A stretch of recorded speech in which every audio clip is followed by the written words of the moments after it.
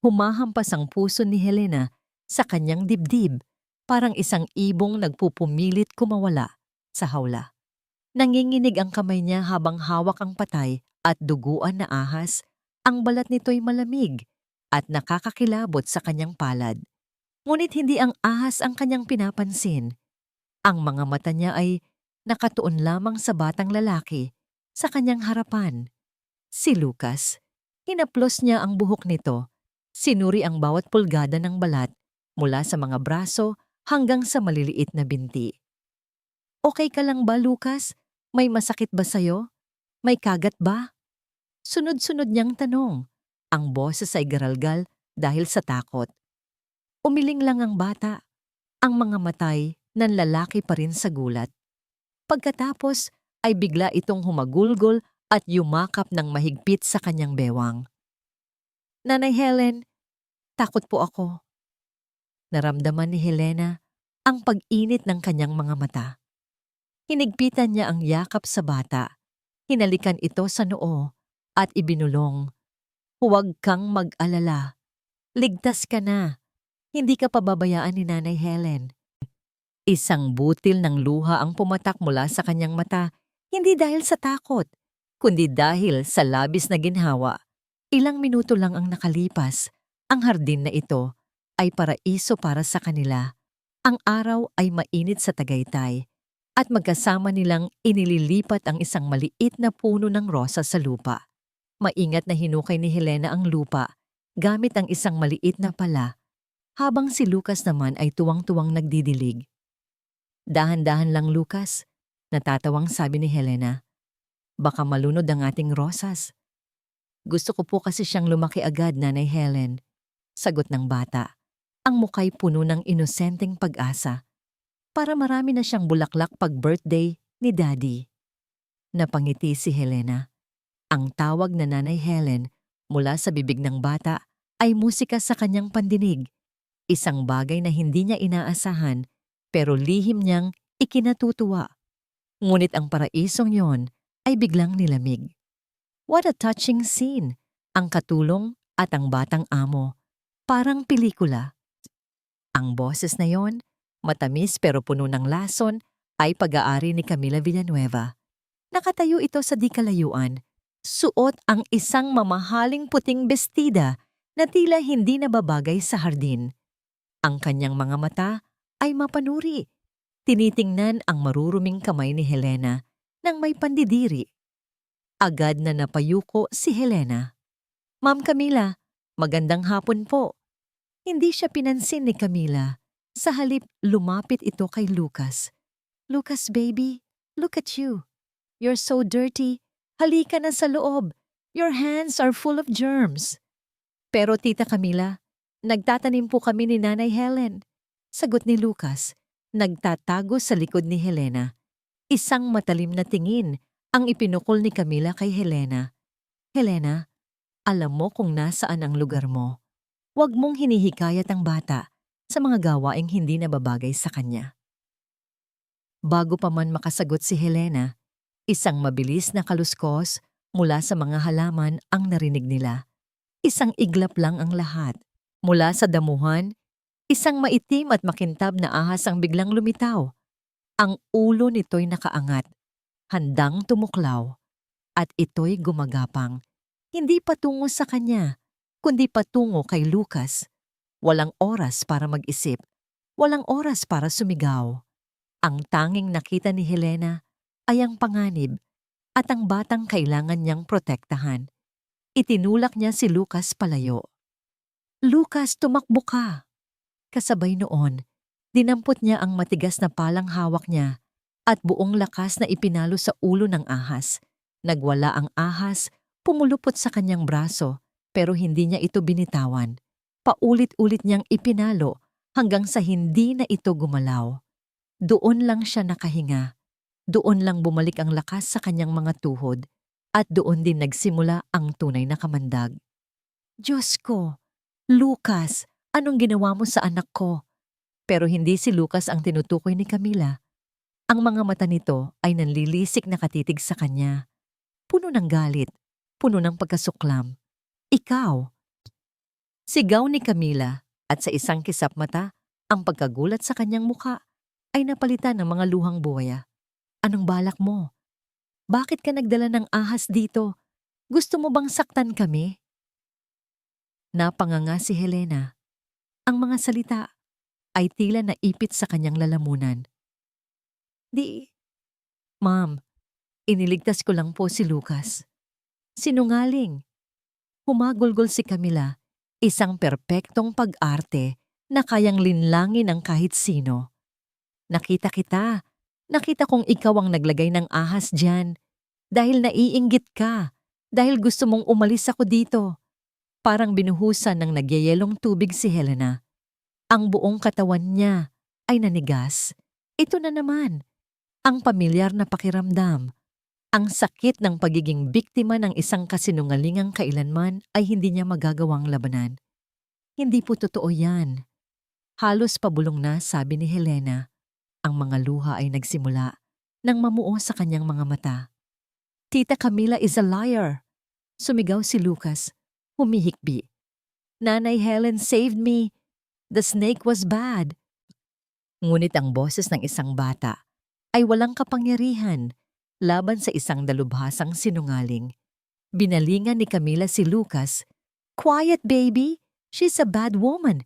She tried to hurt you. At sa gitna ng kaguluhang yon, isang boses na may awtoridad ang pumailan lang. Anong nangyayari dito? Napatigil ang lahat. Nakatayo sa may pintuan ng hardin si Arthur de la Cruz. Ang kanyang mamahaling suit ay bahagyang gusot mula sa maghapong trabaho. Ngunit ang tindig niya ay nananatiling matikas at puno ng kapangyarihan. Nakita siya ni Helena at sa isang saglit, isang maliit na pag-asa ang sumibol sa kanyang puso. Makikita niya ang katotohanan. Maniniwala siya sa akin. Ngunit ang pag-asang iyon ay dinurog sa isang iglap. Arthur! Oh, thank God you're here! Tumakbo si Camila patungo sa kanya. Umiiyak na isinubsob ang muka sa dibdib nito. That woman, si Helena, she tried to kill us. Nagdala siya ng ahas para tuklawin si Lucas. Niyakap ni Arthur si Camila. Ang kanyang mga mata ay nag-aalab sa pag-aalala para sa kanyang mag-ina. Pagkatapos, ang mga matang iyon ay dahan-dahang lumingon kay Helena. Wala na ang dating bahagyang ngiti na ibinibigay nito sa kanya tuwing umaga. Wala na ang paghanga na minsan niyang nakikita. Ang nakita ni Helena ay isang tinging hindi niya pa nakikita dati. Isang tinging tumagos sa kanyang kaluluwa at nagyelo sa kanyang puso. Tiningnan ni Arthur si Helena na nakatayo, hawak ang patay na ahas habang ang kanyang anak ay umiiyak sa takot. At sa mga mata ng milyonaryo, ang hatol ay naibigay na. Ang tingin niya ay kasing lamig ng yelo. Ang isip ni Arthur ay isang malaking gulo. Pagpasok niya sa hardin, ang inaasahan niya ay ang karaniwang tagpo. Si Camila na nagpapahinga sa isang silya habang si Lucas at Helena ay naglalaro. Pero hindi ito ang naabutan niya. Ang naabutan niya ay impyerno. Si Camila, ang kanyang perpektong fiancé, ay humahagulgol sa takot. Si Lucas, ang kanyang anak, ang kanyang buhay, ay nanginginig at umiiyak.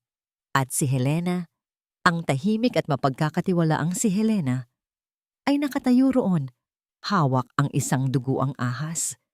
Ang instinct niya bilang ama at bilang isang lalaki ay iisa lang, protektahan ang kanyang pamilya.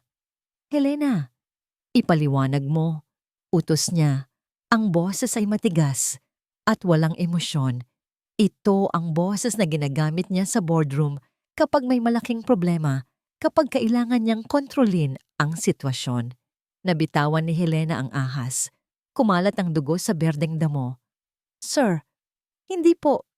Si Lucas, yung ahas, bigla na lang. Pautal-utal ang kanyang pagsasalita. Ang muka ay basang-basa ng pinaghalong pawis at luha.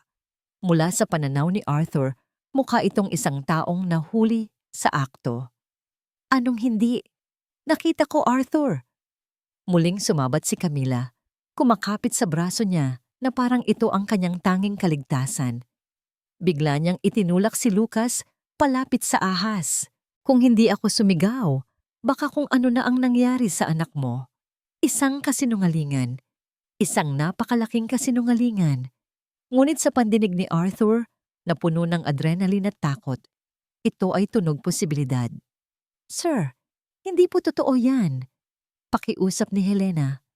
Ang mga mata ay desperadong nakatingin sa kanya. Nagmamakaawa na paniwalaan siya. Iniligtas ko po siya. Mahal ko po si Lucas. Sa isang saglit, nag-alinlangan si Arthur. Nakita niya ang sinseridad sa mga mata ni Helena. Araw-araw, nakikita niya kung paano nito alagaan si Lucas. Siya ang nagpapatulog dito kapag may masamang panaginip. Siya ang nag-aalaga dito kapag may sakit. Siya ang... Hindi ba't sa zoo ka dati nagtatrabaho, Helena? Biglang sabi ni Camila. Ang boses ay tila may kahulugan. Sanay ka sa mga hayop. Marahil, sanay ka rin sa mga ahas. Ang mga salitang yon ay parang isang susi na bumukas sa pinakamasamang konklusyon sa isip ni Arthur. Isang dating empleyado ng zoo. Inggit, selos. Ang mga piraso ay tila nagdugtong-dugtong sa kanyang isipan. Bumubuo ng isang larawang nakakapangilabot. Tiningnan niya ang dalawang babae. Si Camila, maganda, sopistikada, galing sa isang kilalang pamilya, ang magiging asawa niya. Si Helena, isang katulong, mahirap, at ngayon, isang akusado. Ang kanyang pusong nag-aalinlangan ay natalo ng kanyang isipang mapanghusga. Pinili niyang paniwalaan ang mas madaling paniwalaan, ang mas lohikal. Bumitaw siya kay Camila at dahan-dahang lumapit kay Helena. Bawat hakbang niya ay mabigat. Sir, maniwala po kayo sa akin. Pagmamakaawa ni Helena, huminto si Arthur sa harapan niya. Hindi niya ito tiningnan sa mata. Kunin mo ang mga gamit mo. Malamig niyang sabi. Natigilan si Helena. Pipo? Sabi ko, kunin mo ang mga gamit mo. Ulit niya. Mas malakas na ngayon.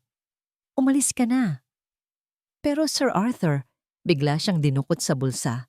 Kumuha siya ng isang makapal na pligo ng pera at walang awang inihagis ito sa paanan ni Helena. Ang ilang piraso ay kumalat sa damuhan na bahira ng dugo ng ahas. Heto, bayad para sa serbisyo mo, sabi niya, puno ng pagkasuklam ang boses. Hindi ko na gustong makita pa ang pagmumukha mo sa pamamahay na ito. Ngayon din, nakita ni Arthur ang pagguho ng mundo sa mga mata ni Helena. Ang pag-asa ay naging sakit at ang sakit ay naging kawalan. Walang na siyang sinabi. Tumalikod ito, kinuha ang perang nakakalat na parang basura at naglakad palayo ng walang imik. Nagsimulang pumatak ang ulan. Unay mahina. Pagkatapos ay lumakas na tila nakikidalamhati sa eksenang yon. Nang makalabas na si Helena sa pintuan ng hardin, doon lang muling nagsalita si Lucas. Nanay Helen! Nagpumiglas ang bata mula sa pagkakayakap ni Camila at tumakbo patungo sa glass door ng mansyon. Nanay Helen! Don't go! Huwag mo ako iwan! Hinabol siya ni Camila at niyakap ng mahigpit. Lucas, stop it! She's a bad person! Pero hindi nakinig ang bata. Dinidikit niya ang kanyang mga palad sa salamin. Pinapalo ito habang pinapanood si Helena na naglalakad papalabas ng malaking gate, papalayo sa kanilang buhay, sa ilalim ng rumaragasang ulan. Nakatayo lang doon si Arthur, pinapanood ang lahat. Hawak niya ang umiiyak na si Camila. Naririnig ang pagwawala ng kanyang anak. Ginawa niya ang tama. Pinrotektahan niya ang kanyang pamilya. Pero habang pinapanood niya ang anino ni Helena na tuluyang nilamon ng dilim at ng ulan, isang kakaibang pakiramdam ng kabiguan ang nagsimulang gumapang sa kanyang puso.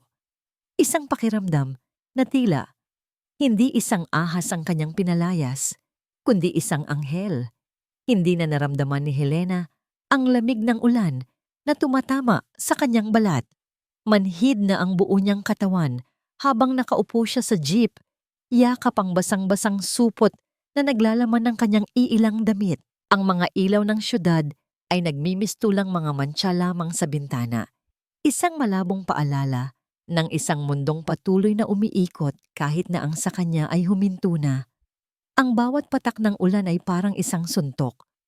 Ang bawat busina ng sasakyan ay isang insulto. Pagbaba niya, dumaan siya sa isang makitid at maputik na eskinita. Dito, ang amoy ng basura at estero ay humahalo sa amoy ng ulan. Ito ang kanyang mundo. Isang mundong malayong-malayo sa hardin na amoy rosas at bagong dilig na damo. Dahan-dahan niyang binuksan ang pinto ng maliit na kwartong kanilang inuupahan. Ang unang bumungad sa kanya ay ang payapang mukha ng kanyang kapatid na si Marco, na mahimbing na natutulog sa kanilang lumang banig. 16 na taong gulang si Marco, ngunit ang katawan nito ay payat at ang kanyang paghinga ay bahagyang mababaw. May sakit ito sa baga, isang sakit na unti-unting kumakain sa kakarampot nilang ipon at sa lakas ni Helena. Siya ang dahilan kung bakit tiniis niya ang masasakit na salita ni Ma'am Camila.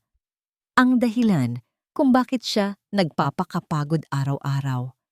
Para sa kanya. Umupo si Helena sa sahig, sa tabi ng kanyang kapatid. Pinagmasdan niya ito at doon, sa katahimikan ng kanilang munting silid, ang pader na kanyang itinatayo sa buong biyahe ay tuluyan ng gumuho. Walang ingay, walang hagulgol. Tanging mga luha lamang ang sunod-sunod na pumatak mula sa kanyang mga mata, dumadaloy sa kanyang pisngi at tumutulo sa sahig na semento. Lihim siyang umiyak, takot na magising ang kapatid at makita siyang ganito, isang durog na piraso ng dati niyang sarili. Tiningnan niya ang kanyang mga kamay. Ang mga kamay na ito ang nag-alaga kay Lucas.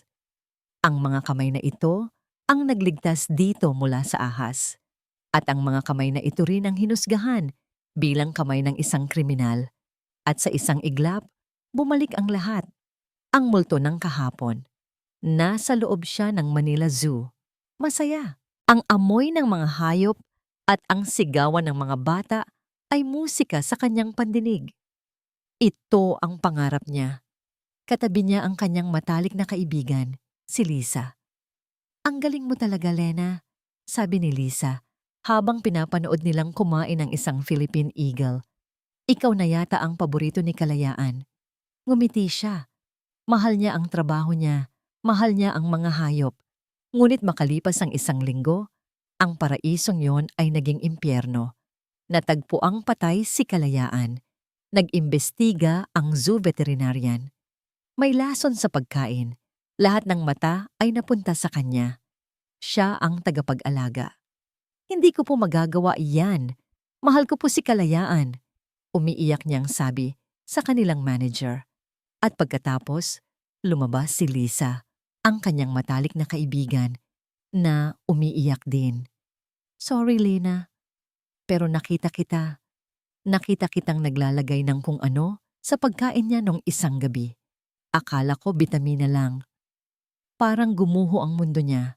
Ang sakit ng pagkakatanggal sa trabaho ay walang-wala kumpara sa sakit ng pagkakanulo ng taong pinagkakatiwalaan niya ng buong puso. Bumalik si Helena sa kasalukuyan, humihingal, na para bang muli siyang nalulunod. Parehong-pareho. Ang parehong sakit. Ang parehong pakiramdam ng pagiging walang kalaban-laban sa harap ng isang perpektong kasinungalingan.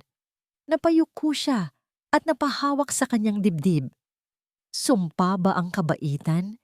Isang kasalanan ba ang maging tapat? Bakit palagi na lang siyang pinagkakaitan ng tadhana? Bakit ang mga taong tulad niya na ang tanging hangad ay mabuhay ng marangal, ang laging niyuyurakan? Naramdaman niya ang unti-unting paglamon ng kadiliman sa kanyang puso. Ang pag-asa ay tila isang malayong bituin na tuluyan ng namatay. Ngunit sa gitna ng kanyang pagdurusa, bahagyang umubo si Marco sa kanyang pagtulog. Isang maliit na tunog. Ngunit para kay Helena, ito ay isang kulog na gumising sa kanyang diwa. Tiningnan niya muli ang kapatid. Hindi, hindi siya pwedeng sumuko. Hindi siya pwedeng magpatalo. Kung hindi para sa sarili niya, para sa batang ito, para kay Marco. Pinunasan niya ang kanyang mga luha gamit ang likod ng kanyang kamay. Ang pag-iyak ay hindi maglalagay ng pagkain sa kanilang mesa. Ang pagkalugmok ay hindi makakabili ng gamot. Kailangan niyang lumaban.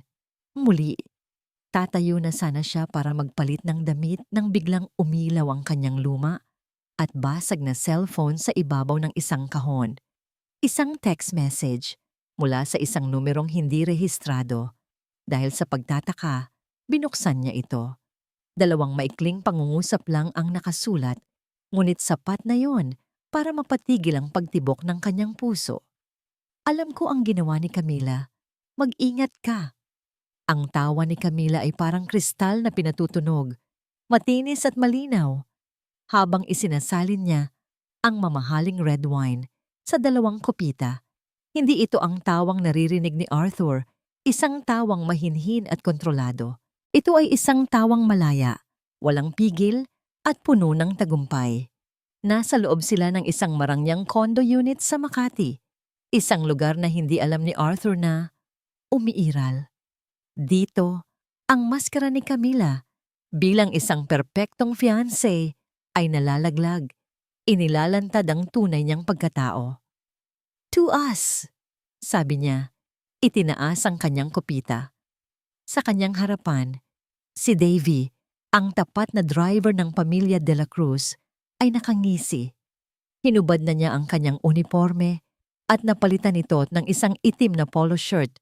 Mas bagay sa kanyang matipunong katawan. Kinuha niya ang kopita at marahang itinagay sa kay Camila.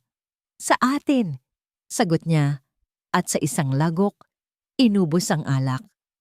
At sa katangahan ni Sir Arthur, muling tumawa si Camila, isang tawang may kasamang pait.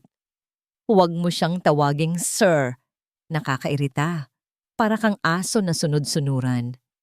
Lumapit si Davy.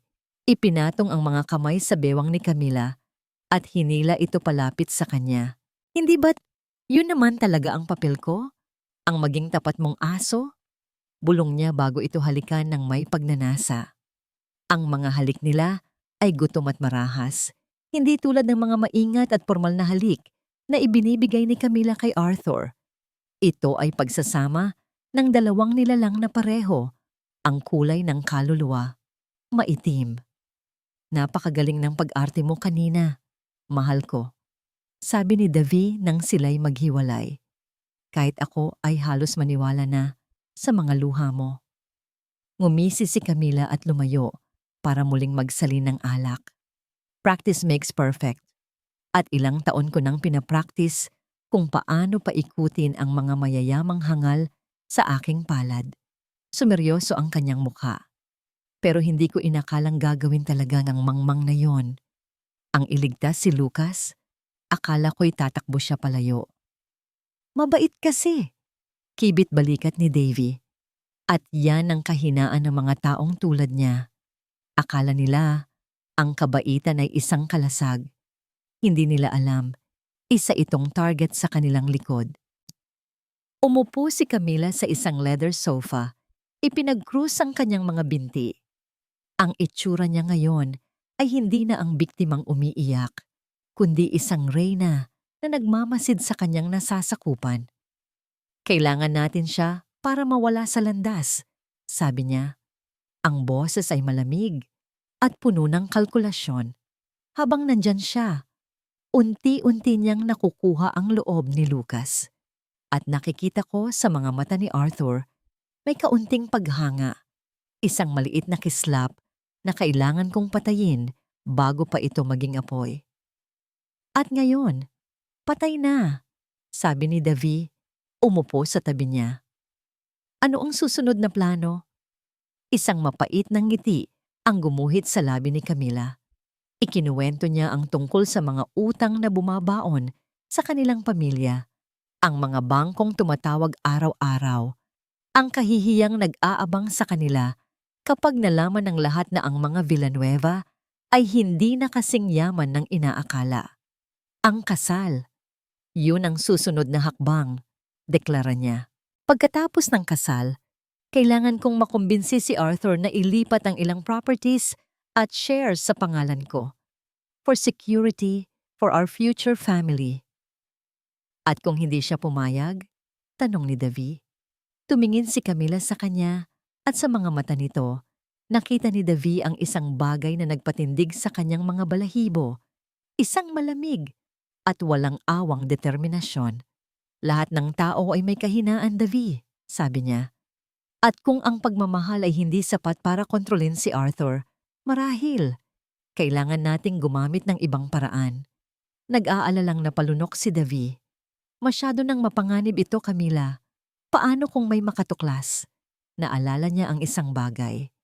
Si Aling Nena, yung dating mayordoma. Matalas ang pakiramdam nun. Sigurado akong may hinala yon sa atin, kaya tayo nagawa ng paraan para matanggal siya. Iwinasiwas ni Camila ang kanyang kamay. Binabaliwala ang pangamba. Isang matandang walang pera at impluwensya? Anong magagawa niya? Huwag kang mag-alala. Ang lahat ay nasa ilalim ng aking kontrol. Tumayo siya at lumapit sa bintana. Pinagmasdan ang kumikinang na mga gusali ng Makati. Para sa kanya, ang mga yon ay hindi lang mga gusali. Iyon ay kapangyarihan, katayuan, kaligtasan. At gagawin niya ang lahat para makuha yon. Lumapit si Davy sa likuran niya, niyakap siya. Paano naman ako dito sa lahat? Humarap si Camila. Hinaplos ang kanyang pisngi. Kapag naging akin na ang lahat, magiging atin na ito. Kailangan lang natin ng pasensya. At tapang. Tumango si Davy. Mula sa isang bulsa sa loob ng kanyang jacket, may kinuha siyang isang maliit na bote na may lamang likidong walang kulay. Kung sakali lang, sabi niya, inilalagay ito sa palad ni Camila. Tiningnan ni Camila ang bote. Hindi siya nagtanong. Alam na niya kung para saan iyon. Para ito sa susunod na hakbang, bulong ni Davy. Kung sakaling maging problema si Arthur, isinara ni Camila ang kanyang palad, mahigpit na hinawakan ang maliit na bote. Ito ang kanyang alas. Ang kanyang huling baraha. Ang laso na sisigurong ang lahat ng pinaghirapan niya ay hindi mapupunta sa wala. Sa gabing iyon, sa itaas ng syudad, ang dalawang ahas ay nagdiwang, hindi alam, na sa hardin na kanilang nilapastangan, isang maliit at nakatagong mata ang nakasaksi sa lahat ng kanilang kasamaan. Isang linggo na ang nakalipas mula nang paalisin niya si Helena, ngunit ang katahimikan sa mansyon ay hindi na katulad ng dati. Ito ay isang katahimikang mabigat, malungkot, at puno ng isang bagay na hindi maipaliwanag ni Arthur. Akala niya, babalik sa normal ang lahat. Ngunit nagkamali siya. Si Lucas ay hindi na ang masayahing bata na kanyang kilala. Madalas itong tulala. Hindi na ito naglalaro sa hardin. At tuwing gabi, sa gitna ng kanyang pagtulog, hinahanap nito ang isang pangalan. Nanay Helen. Daddy, I miss Nanay Helen. Sabi nito isang umaga habang sila'y nag-aalmusal. Tinulak nito palayo ang pancake na inihanda ni Camila. Tita Camila is a liar. She's not nice. Lucas, don't say that. Saway ni Arthur, bagamat ang mga salita ng anak ay parang maliliit, na tinik na tumutusok sa kanyang konsensya. Tita Camila loves you. No, she shouted at Nanay Helen. Nanay Helen saved me. I saw the snake, Daddy. It was fast. Nanay Helen, she pushed me. She's a hero. Gitnang bata, ang mga mata ay nagsisimula ng mamasa. Hinaplos ni Camila ang buhok ni Lucas. Baby, you were just scared. Baka nagkamali ka lang ng nakita. Ang nangiti niya ay kasing tamis ng dati. Ngunit para kay Arthur, sa unang pagkakataon, may napansin siyang kakaiba. Isang bagay na pilit. Isang bagay na hindi totoo. Araw-araw, ang mga salita ni Lucas ay umuulit-ulit sa kanyang isipan. Tita Camila is a liar. Nanay Helen saved me. Maari bang ang isang 5 taong gulang na bata ay makaimbento ng ganoong kwento? Maari bang ang takot ay baliktarin ang buong pangyayari sa isip nito? Sinubukan niyang isantabi ang mga pagdududa. Pinaniwala niya ang sarili na tama ang kanyang desisyon. Ngunit ang imahe ni Helena, ang kanyang desperadong mga mata, ang kanyang basang mukha sa ilalim ng ulan, ay patuloy na bumabalik sa kanya. Isang multo na hindi siya tinatantanan. Isang gabi, habang nasa kanyang study, pilit na tinatapos ang mga papeles, sumuko na siya. Hindi siya makapag-focus. Iminasahe niya ang kanyang sentido at sumandal sa kanyang silya. Binuksan niya ang kanyang laptop, hindi para magtrabaho, kundi para tingnan ang kanyang email. Habang nag-i-scroll sa mga mensahe mula sa kanyang kumpanya, isang email ang nakaagaw ng kanyang pansin. Walang subject. Ang nagpadala ay isang email address na binubuo lamang ng mga numero.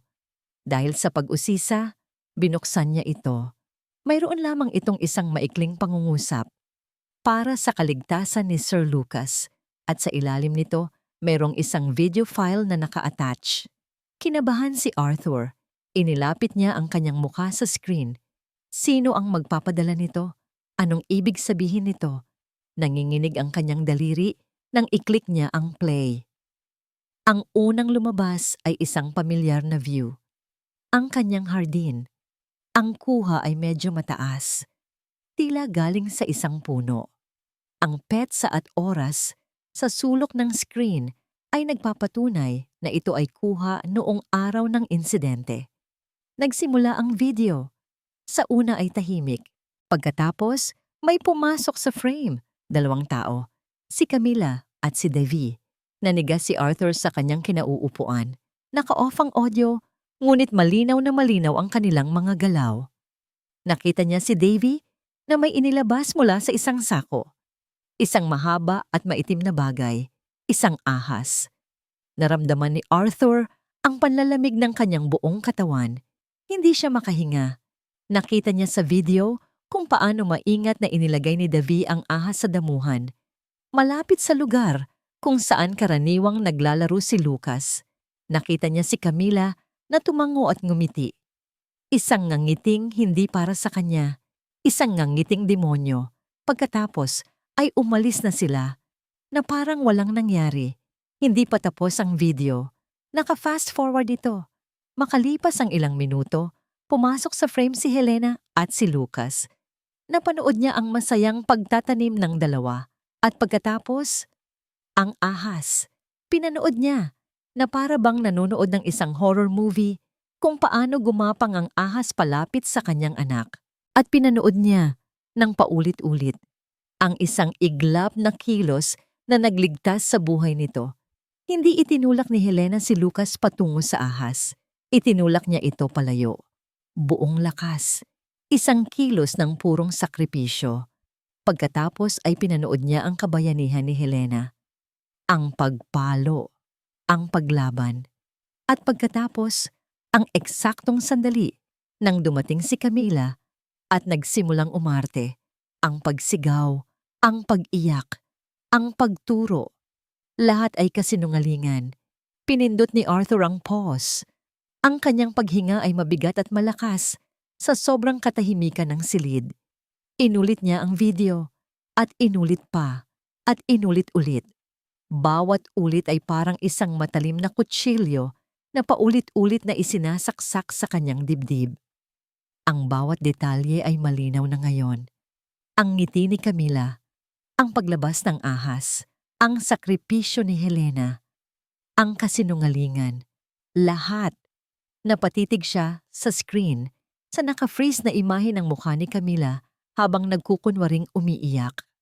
Ang magandang mukha na hinahalikan niya gabi-gabi. Ang mukha na pinlano niyang pakasalan. Ang mukha na pinaniwalaan niya ng walang pag-aalinlangan. Ngayon, ang mukhang iyon ay mukha ng isang halimaw. Isang malamig na galit ang gumapang sa kanyang buong pagkatao. Hindi ito ang karaniwan niyang galit. Mainit at mabilis. Ito ay malamig, tahimik, at nakamamatay. Galit sa sarili dahil nagpabulag siya. Dahil hinusgahan niya ang isang inosenteng tao. Dahil pinaniwalaan niya ang isang demonyo. Isinara niya ang laptop ng may puwersa. Ang tunog ay umalingaw-ngaw sa silid. Tumayo siya. Dahan-dahan siyang naglakad palabas ng kanyang study at umakyat sa hagdanan, patungo sa kanilang master's bedroom. Ang bawat hakbang niya ay kontrolado. Bawat galaw ay may bigat ng isang paparating na bagyo. Pagbukas niya ng pinto, nakita niya si Camila na mahimbing na natutulog sa kanilang kama. Payapa ang mukha nito, tila isang anghel. Ang dibdib niya ay marahang tumataas baba. Sa isang iglap, isang madilim na kaisipan ang pumasok sa isip ni Arthur. Isang kaisipang marahas, ngunit mabilis niya itong iwinaksi. Hindi siya bababa sa level nito. Hindi niya dudumihan ang kanyang mga kamay. Mayroong mas malinis na paraan para sa hustisya. Isang paraan na sisigurong magbabayad ito sa lahat ng kanyang ginawa. Dahan-dahan siyang lumabas ng silid. Isinara ang pinto nang walang anumang ingay. Kinuha niya ang susi mula sa kanyang bulsa at maingat na inilak ang pinto mula sa labas. Isang gintong hawla para sa isang gintong ahas. Bumaba siya muli sa kanyang study. Kinuha niya ang kanyang cellphone at tinawagan ang pinuno ng kanyang security team.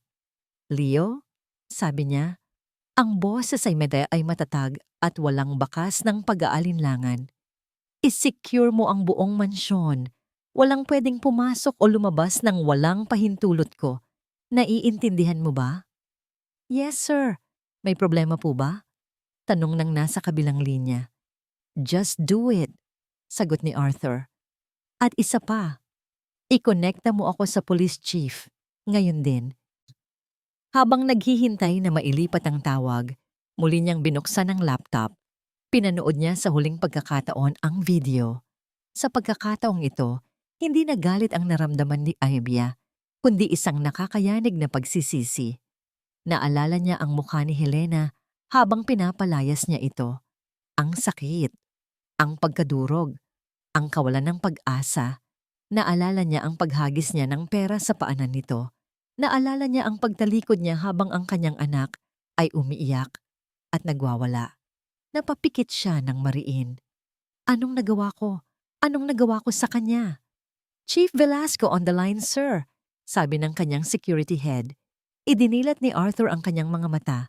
Ang pagsisisi ay mananatili dyan, pero sa ngayon, may kailangan siyang tapusin. "Chief Velasco," pagsisimula niya, ang boses ay kasing talim ng isang bagong hasang patalim. "Arthur de la Cruz here. I need you to come to my residence, quietly." "May problema ba, Arthur?" Tumingin si Arthur sa bintana, sa madilim na hardin kung saan nagsimula ang lahat. "Oo," sagot niya. "May ahas sa pamamahay ko at kailangan ko ng tulong para hulihin ito." Kinaumagahan, ang sikat ng araw ay pumasok sa mansyon na parang walang nangyari. Tahimik, payapa. Ngunit para kay Arthur, ang bawat sinag ng araw ay tila isang spotlight na nagliliwanag sa kanyang napakalaking pagkakamali. Hindi siya natulog. Ginugol niya ang buong gabi sa pagplano. Nang bumaba si Camila para mag-almusal, nadatnan niya si Arthur na nakaupo na sa kanilang dining table, kalmadong nagbabasa ng dyaryo at humihigop ng kape. Ang almusal ay nakahain na. "Good morning, love," bati ni Camila, humalik sa kanyang pisngi. "You're up early? Akala ko may meeting ka?" Hindi inalis ni Arthur ang tingin sa dyaryo. "Na-cancel," simpleng sagot niya. "Kumain ka muna." May kakaibang lamig sa boses ni Arthur na bahagyang nagpakaba kay Camila. Ngunit isinantabi niya ito. Umupo siya at nagsimulang kumain. Sinubukan niyang magbukas ng usapan tungkol sa kanilang kasal, sa mga bulaklak, sa mga imbitasyon. Ngunit ang mga sagot ni Arthur ay iisa lamang, matipid at walang emosyon. Nang matapos silang kumain, marahang ibinaba ni Arthur ang kanyang dyaryo. Kinuha niya ang isang tablet mula sa upuang katabi niya. May ipapanood ako sa'yo, sabi niya. Ang boses ay kalmado pa rin, ngunit may bigat na parang bakal. Ipinatong niya ang tablet sa mesa, sa harap ni Kamla. Pinindot niya ang play.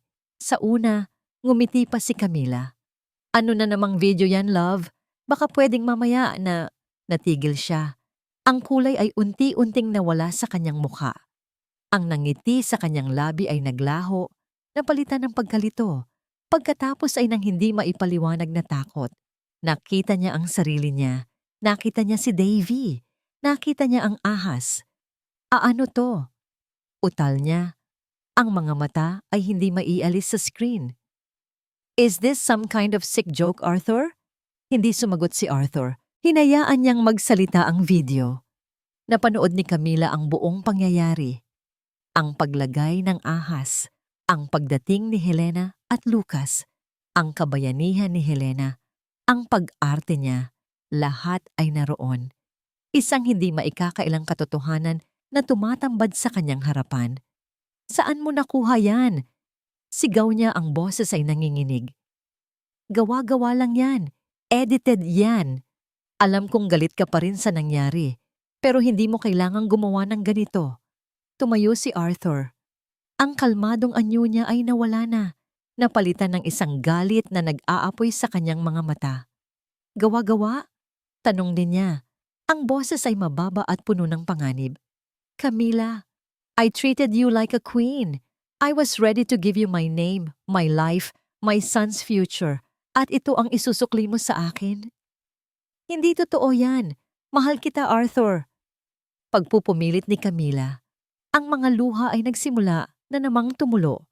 Ngunit sa pagkakataong ito, walang epekto ang mga ito kay Arthur. Pagmamahal? Halos isigaw ni Arthur. Muntik nang mamatay ang anak ko dahil sa'yo. At sinira mo ang buhay ng isang inosenteng tao dahil sa iyong makasariling inggit. Yan ba ang pagmamahal? Hindi ko siya siniraan.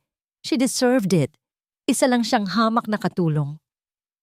At sa mga salitang iyon, ang lahat ng natitirang pagtingin ni Arthur para sa kanya ay tuluyan ng naglaho. Kasabay noon, bumukas ang pinto ng dining room. Pumasok ang dalawang unipormadong pulis kasama si Chief Velasco. Sa likod nila, hawak ng dalawang security guard si Davy na namumutla at nanginginig. Nanlaki ang mga mata ni Camila. Arthur, what is the meaning of this? Hindi pinansin ni Arthur ang tanong niya. Tumingin siya kay Davy. Magsalita ka, Davy. O gusto mong magkasama kayong mabulok sa kulungan? Sa takot at sa pag-asang makakuha ng mas magaan na parusa, bumigay si Davy. Ikinuwento niya ang lahat. Ang plano, ang relasyon nila ni Camila, ang pagbabalak na makuha ang yaman ng mga De La Cruz, pati ang lason na itinago nila kung sakaling maging problema si Arthur. Bawat salita ni Davy ay isang pako sa kabaong ni Camila. Sinungaling! Huwag kayong maniwala sa kanya. Sigaw ni Camila, nagwawala. Lumapit ang dalawang pulis sa kanya. Ma'am Camila Villanueva, inaaresto po namin kayo sa salang attempted murder at conspiracy. Walang hiya kayo. Hindi niyo ako pwedeng galawin. Hindi niyo ba ako kilala? Nagpupumiglas siya habang pinupusasan ang kanyang mga kamay. Ang kanyang mamahaling damit at alahas ay tila isang malaking katatawanan sa kanyang kalagayan. Nang dalhin siya palabas, tumigil siya sa tapat ni Arthur. Ang kanyang mga mata ay hindi na nagmamakaawa. Ang mga ito'y nag-aapoy sa purong galit at pagkasuklam. Magbabayad ka dito, Arthur! Isinumpa niya. Ikaw at ang hampaslupang Helena na yon, pagsisisihan ninyo ito. Hindi kumibo si Arthur. Pinanood lang niya itong kinaladkad papalabas ng kanyang pamamahay. Papalabas ng kanyang buhay nang mawala na ang mga pulis at ang ingay. Isang nakabibinging katahimikan ang pumuno sa mansyon. Naiwan si Arthur na mag-isa sa gitna ng dining room. Ang paraiso ay nalinis na. Ang mga ahas ay nahuli na, pero hindi siya nakaramdam ng tagumpay o ng ginhawa. Naglakad siya palabas, patungo sa hardin. Tumigil siya sa tapat ng isang maliit na halaman, ang rosas na itinanim ni Helena at Lucas. Umupo siya sa damuhan, hindi alintana ang mamahaling suit na suot. Tinitigan niya ang rosas at ang bigat ng kanyang pagsisisi ay bumagsak sa kanya na parang isang bundok. Ang lahat ng ito ay kasalanan niya. Kailangan niyang itama ang kanyang pagkakamali. Kailangan niyang hanapin si Helena. Ang amoy ng kumukulong sabaw at piniritong bawang ang bumubuo sa mundo ni Helena ngayon. Sa isang maliit na karinderya, sa gilid ng isang abalang kalsada, abala siya sa pagpupunas ng mga mesa at paghuhugas ng mga plato. Ang sahod ay maliit, ang trabaho ay nakakapagod, ngunit sapat na ito para sa kanilang pang-araw-araw na gastusin at sa gamot ni Marco. 2 linggo na ang nakalipas mula nang umalis siya sa mansyon ng mga De La Cruz. Sa 2 linggong iyon, pilit niyang iwinaksi sa kanyang isipan ang lahat ng alaala. Ang tanging hindi niya malimutan ay ang umiiyak na mukha ni Lucas habang siya'y papalayo. Ang alaalang iyon ay isang tinik na nananatiling nakabaon sa kanyang puso. Hindi niya alam ang mga nangyari sa mansyon. Ang balita tungkol sa pagkakaaresto kay Camila Villanueva ay malaking usapan sa TV at social media. Ngunit walang television si Helena at ang kanyang luma't basag na cellphone ay para lamang sa text at tawag. Ang kanyang mundo ay limitado na lamang sa kanilang maliit na kwarto at sa karinderyang pinagtatrabahuhan niya. Mas mabuti na rin siguro yon. Ang hindi niya alam ay hindi makakasakit sa kanya. Isang hapon, habang nagpupunas siya ng mesa, isang pamilyar na boses ang tumawag sa kanyang pangalan. Helena, ikaw nga. Napalingon siya. Nakatayo sa may pintuan ng karinderya ang isang babaeng nasa edad 50, may mabait na mukha at nakangiti sa kanya. Aling Nena? Gulat na tanong ni Helena. Ito ang dating mayordoma sa mansyon, ang taong mabait sa kanya bago ito biglang tinanggal sa trabaho ilang buwan na ang nakalipas. Ako nga iha, sabi ni Aling Nena, lumapit sa kanya. Pwede ba tayong mag-usap sandali? Nagtungo sila sa isang sulok ng karinderya. Doon, ikinuwento ni Aling Nena ang lahat. Noong nauna pa lang, hindi na maganda ang kutob ko sa Camila na yon. Pagsisimula niya, masyadong perpekto, masyadong mapagpanggap. May narinig akong usapan nila ni Davy noon tungkol sa pera. Kaya bago ako pinalayas, dahil alam nilang may alam ako, naglagay ako ng isang maliit na kamera sa hardin, nakatago sa isa sa mga puno, para lang mabantayan si Sir Lucas. Napatakip ng bibig si Helena. Kayo po ang nagpadala sa akin ng text? Tumango si Aling Nena. Gusto kitang bigyan ng babala. At nang malaman ko ang ginawa nila sa'yo, hindi ako nagdalawang isip. Ipinadala ko ang video kay Sir Arthur. Ipinakita ni Aling Nena ang balita sa kanyang cellphone. Ang litrato ni Camila na nakaposas. Ang headline na sumisigaw ng iskandalo. Napatitig si Helena sa screen, hindi makapaniwala. Ang lahat ng sakit, ang lahat ng kahihiyan na dinanas niya ay hindi pala totoo. Siya pala ang nagsasabi ng totoo, napatunayan ang kanyang pagiging inosente. Isang malaking bigat, ang tila nawala sa kanyang dibdib. Sa wakas, isang patak ng hustisya sa isang dagat ng kalungkutan. Salamat po. Maraming salamat po, Aling Nena. Sabi niya, ang mga luha ay nagsimulang mamuo sa kanyang mga mata. Ngunit sa pagkakataong ito, hindi ito luha ng pighati, kundi luha ng pasasalamat. Dapat kang bumalik, Helena, sabi ni Aling Nena. Hinawakan ang kanyang kamay. Para makuha mo ang dignidad na ninakaw sa'yo, para makita ka ni Sir Arthur at humingi siya ng tawad. Umiling si Helena. Hindi na po siguro kailangan. Okay na po ako. Ang mahalaga, nalaman niya ang totoo. Ang totoo, natatakot siya. Natatakot siyang harapin muli si Arthur. Ang sakit na idinulot ng mga mata nitong mapanghusga ay sariwa pa rin. Ang alaala ng perang inihagis sa kanyang paanan ay isang sugat na hindi pa naghihilom. "Pag-isipan mo, iha," sabi ni Aling Nena bago umalis. Naiwan si Helena na tulala. Hawak ang cellphone ni Aling Nena na ipinahiram nito para mabasa niya ang buong balita. Ang isip niya ay naglalakbay sa pagitan ng dalawang mundo, ang mundong simple at tahimik kung nasaan siya ngayon, at ang mundong magulo at marangya kung saan minsan siyang nasaktan ng todo. Gabi na nang makauwi siya. Pagod ang kanyang katawan, ngunit magaan ang kanyang pakiramdam. Sa unang pagkakataon sa loob ng maraming linggo, nakangiti siya. Binuksan niya ang pinto ng kanilang kwarto, handa nang ibalita kay Marco ang magandang nangyari. Ngunit natigilan siya. May isang taong nakatayo sa labas ng kanilang pinto, sa ilalim ng isang mahinang bumbilya na nagbibigay liwanag sa eskinita. Isang lalaking nakasuot ng mamahaling damit na hindi nababagay sa lugar na yon. Isang lalaking pamilyar na pamilyar sa kanya. Ang mukha nito ay pagod, ang mga mata ay namumula, na tila ilang araw nang walang tulog. Nawala ang dating awtoridad at ang malamig na tindig. Ang nakatayo sa harapan niya ngayon ay isang taong mukhang dinudurog ng bigat ng buong mundo.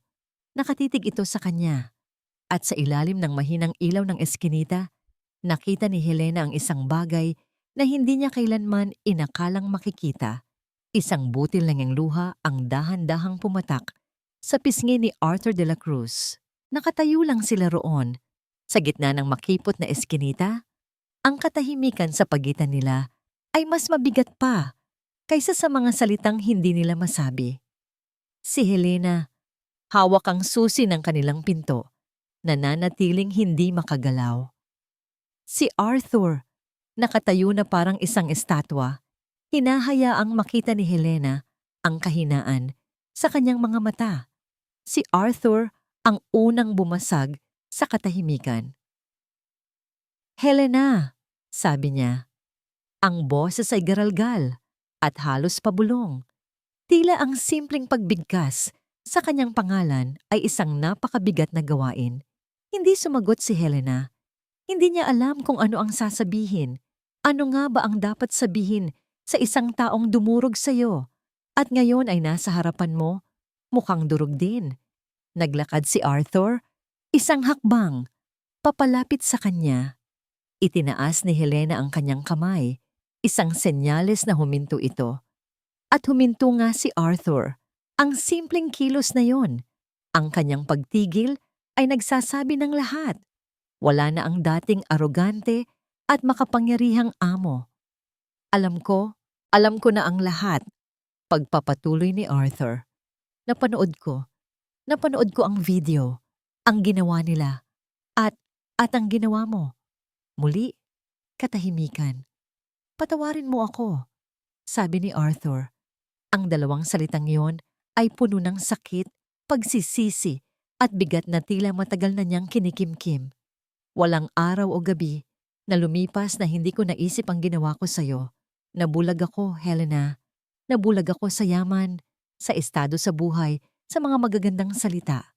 Itinuro niya ang kanyang dibdib. Pinaniwalaan ko kung ano ang gustong paniwalaan ng isip ko at hindi ako nakinig sa sinasabi ng puso ko. At dahil doon, nasaktan kita ng sobra-sobra. Tumingin si Helena sa sahig. Naririnig niya ang bawat salita at ang bawat salita ay tumatagos. Ngunit ang sugat ay napakalalim. Ang tiwala, kapag nasira, ay hindi basta-basta na ibabalik. "Salamat po sa pagpunta ninyo rito, sir," mahinang sabi ni Helena. Formal pa rin. "Pero hindi na po kailangan. Ang mahalaga, nalaman ninyo ang totoo." "Hindi," mabilis na sagot ni Arthur. "Hindi sapat na malaman ko lang ang totoo. Dahil ang katotohanan ay, ako ang pinakamalaking kontrabida sa kwento mo, Helena. Masahol pa ako kay Camila. Dahil siya, nilinlang ka. Ako ang humatol sa'yo ng walang awa." Ang mga luha na kanina'y pinipigilan ni Arthur ay tuluyan ng bumagsak. Ang imahe ng isang makapangyarihang CEO ay naglaho, napalitan ng isang lalaking puno ng pagsisisi. At pagkatapos, ginawa niya ang isang bagay na hindi kailanman inakala ni Helena na mangyayari sa buong buhay niya. Sa harap niya, sa maruming semento ng eskinita, dahan-dahang iniluhod ni Arthur de la Cruz ang kanyang isang tuhod. Napasinghap si Helena. Ang mga kapitbahay na nagsisimulang mag-usisa sa kanilang mga bintana ay napasinghap din. Ang isang milyonaryo na laging laman ng mga magazine at balita ay nakaluhod sa harap ng isang babaeng simple lamang ang pamumuhay. "Hindi ako aalis dito hanggat hindi mo ako napapatawad," sabi ni Arthur. Ang tingin ay nakatutok sa sahig. Hindi magawang salubungin ang mga mata ni Helena. "Patawarin mo ako, Helena. Please." Ang eksenang yon ay tila huminto sa oras. Ang ingay ng paligid ay naglaho. Ang tanging naririnig ni Helena ay ang malakas na kabog ng kanyang dibdib. Nakita niya ang panginginig ng mga balikat ni Arthur. Nakita niya ang kanyang mga luhang tumutulo sa lupa. At sa sandaling iyon, ang galit at sakit sa puso ni Helena ay unti-unting natunaw, napalitan ng isang emosyong hindi niya inaasahan. Habag. Dahan-dahan, lumapit siya. Inilahad niya ang kanyang kamay. "Tumayo po kayo, sir," sabi niya. Ang boses ay malumanay na. Tumingala si Arthur. Ang mukha ay puno ng pag-asa at pagtataka. "Tumayo po kayo dyan," ulit ni Helena. "Hindi po nababagay sa inyo ang lumuhod, lalo na dito." Hinawakan ni Arthur ang kanyang kamay at dahan-dahang tumayo. Ang paghawak sa kamay ni Helena ay parang isang kuryenteng gumising sa kanyang buong pagkatao. "Hindi ko hinihiling na kalimutan mo," sabi ni Arthur. Hindi pa rin binibitawan ang kamay niya. "Pero gusto kong itama ang lahat. Kaya, nagtayo ako ng isang foundation." Napakunot ang noo ni Helena. "It's called the Helena Ramos Foundation. Isang pundasyon para tulungan ang mga manggagawang tulad mo, mga taong tapat at masipag, pero madalas na naaabuso. Para bigyan sila ng pagkakataong mag-aral, makahanap ng mas magandang trabaho, at para mayroon silang matatakbuhan kapag kailangan nila ng tulong legal. Hindi ito bayad pinsala, Helena. Ito ay isang paraan para parangalan ka, para ang kabutihan at katapangan mo ay maging inspirasyon sa iba." Natulala si Helena. Isang pundasyon na nakapangalan sa kanya? Bago pa siya makapagsalita, muling nagsalita si Arthur. "Pwede ba tayong magsimula ulit?" Tanong niya. Ang boses ay puno ng pag-aalinlangan. Hindi bilang amo at katulong, kundi bilang magkaibigan. Tinitigan ni Helena ang lalaki sa kanyang harapan. Ang lalaking minsan niyang hinangaan mula sa malayo. Ang lalaking dumurog sa kanyang puso. At ang lalaking ngayon ay nagsusumamong bigyan siya ng pangalawang pagkakataon. At sa gitna ng ingay at gulo ng eskinita, isang maliit at mahiyain na ngiti ang unti-unting sumilay sa mga labi ni Helena. Isang nangiting nagsasabing ang pagpapatawad ay posible. At ang bagong simula ay nasa abot tanaw na. Lumipas ang 6 na buwan. Ang dating maingay na eskandalo ay unti-unti nang humupa, napalitan ng mga bagong usap-usapan. Sina Camila Villanueva at Davi ay nahatulan at ngayon ay pinagdudusahan ang kanilang mga kasalanan sa likod ng rehas. Ngunit sa labas ng kulungan, isang bagong kwento ang nagsisimulang mamukadkad. Nakatayo si Helena sa harap ng isang maliit na entablado. Hindi na niya suot ang uniforme ng katulong o ang luma niyang damit na gamit sa karinderya. Suot niya ay isang simpleng bestida, ngunit meron itong dignidad. Sa kanyang likuran ay ang logo ng Helena Ramos Foundation. Sa kanyang harapan ay isang grupo ng mga kababaihan, mga kasambahay, mga tindera, mga factory worker. Ito ang unang batch ng mga benepisyaryo ng foundation.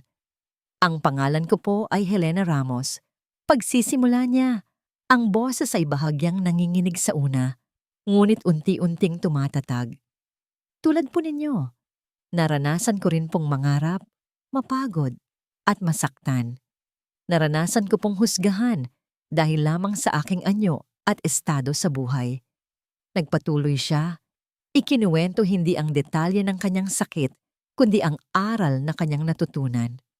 Ngunit natutunan ko po na ang ating halaga ay hindi nasusukat sa kapal ng ating pitaka o sa ganda ng ating kasuotan. Ito ay nasusukat sa tibay ng ating puso, sa kalinisan ng ating hangarin, at sa tapang nating bumangon sa bawat pagkadapa. Isang palakpakan ang sumalubong sa kanyang mga salita.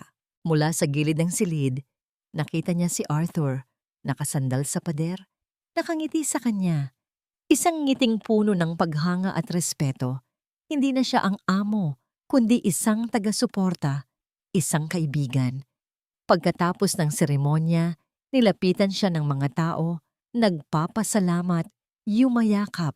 Sa bawat yakap, nararamdaman ni Helena na ang mga huling piraso ng kanyang sugat ay tuluyan ng naghihilom. Hindi na siya si Helena, ang biktima. Siya na si Helena, ang pag-asa. Pinanood ni Arthur si Helena habang kinakausap nito ang mga tao. Nakita niya ang kislap sa mga mata nito, isang kislap ng kumpiyansa at layunin. Ibang-iba na ito sa babaeng una niyang nakilala. At mas lalong iba sa babaeng durog na iniwan niya sa gitna ng ulan. Sa loob ng 6 na buwan, naging regular ang kanilang pagkikita. Hindi bilang magkasintahan, kundi bilang mga partners sa foundation. Nakita niya kung gaano ito katalino sa pag-oorganisa, kung gaano kalaki ang puso nito para sa pagtulong. Sa bawat araw na nakakasama niya ito, mas lalo siyang humahanga. At ang paghanga ay unti-unting lumalalim at nagiging isang bagay na mas makahulugan. Isang araw, habang nasa isang business meeting, isa sa kanyang mga potential investor ay nagbiro ng walang lasa. "Arthur, I heard about your ex-fiancé. Mabuti na lang at hindi ka nagpakasal sa ahas na yon. Be careful next time. Mahirap magtiwala sa mga taong hindi natin kalibel, lalo na sa mga babaeng mahihirap." Ang dating Arthur ay marahil tatawa na lang, ngunit ang bagong Arthur ay hindi. "Mr. Tan," seryosong sabi niya, ibinaba ang kanyang tasa ng kape. "Ang pinakamahalagang aral na natutunan ko sa buhay ay hindi galing sa Harvard o sa mga business deal. Galing ito sa isang babaeng mas mayaman ng puso kaysa sa ating lahat dito pinagsama-sama. Kung ang level ang pag-uusapan, lahat tayo ay kailangan pang magsumikap para maabot ang level ng kanyang integridad." Natahimik ang buong boardroom. And for that reason, pagpapatuloy ni Arthur, tumatayo. "I don't think this partnership will work. I prefer to do business with people who value character over cash." Umalis siya sa meeting na yon, alam na malaki ang perang nawala sa kanya. Ngunit sa unang pagkakataon, naramdaman niyang mas mayaman pa siya kaysa dati. POV, Helena and Arthur. Linggo ng hapon. Dinalaw ni Helena ang mansyon sa Tagaytay, hindi bilang isang empleyado, kundi bilang isang bisita. Isang kaibigan ng pamilya. Naabutan niya si Arthur at si Lucas sa hardin, sa mismong lugar kung saan nagsimula at muntik nang magtapos ang lahat. "Nanay Helen!" Masayang sigaw ni Lucas, tumakbo at yumakap ng mahigpit sa kanya. "Lucas, ang laki-laki mo na!" Natatawang sabi ni Helena, niyakap ang bata. Lumapit si Arthur. Ang mga ngiti nila sa isa't isa ay natural at magaan na ngayon. Walang bigat, walang bakas ng nakaraan. Tanging ang init ng kasalukuyan. "Tingnan ninyo," sabi ni Lucas, itinuturo ang isang halaman. Ang maliit na puno ng rosas na itinanim nila noon ay puno na ngayon ng mga bulaklak. Malalaki, mababango, at kulay pula.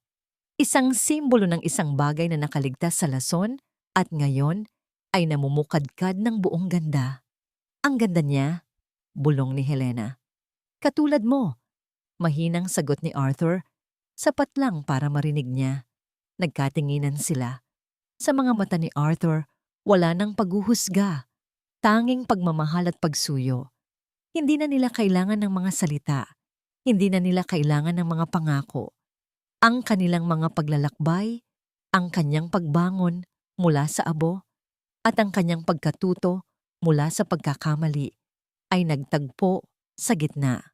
Dahan-dahan, sa harap ng namumulaklak na rosas, hinawakan ni Arthur ang kamay ni Helena. Hindi ito ang paghawak ng isang amo, kundi ang paghawak ng isang taong iniaabot ang kanyang puso. Hindi bumitaw si Helena. Sa halip, hinigpitan niya ang hawak dito. Sa hardin kung saan minsan ay gumapang ang isang ahas, ngayon ay isang bagong pag-ibig ang nagsisimulang yumabong. Isang pag-ibig na itinayo, hindi sa yaman o sa estado, kundi sa pagpapatawad, paggalang, at sa isang katotohanang natutunan nilang pareho. Ang tunay na halaga, tulad ng isang rosas, ay hindi makikita sa kung saan ito itinanim, kundi sa kung paano ito namumukadkad sa kabila ng lahat.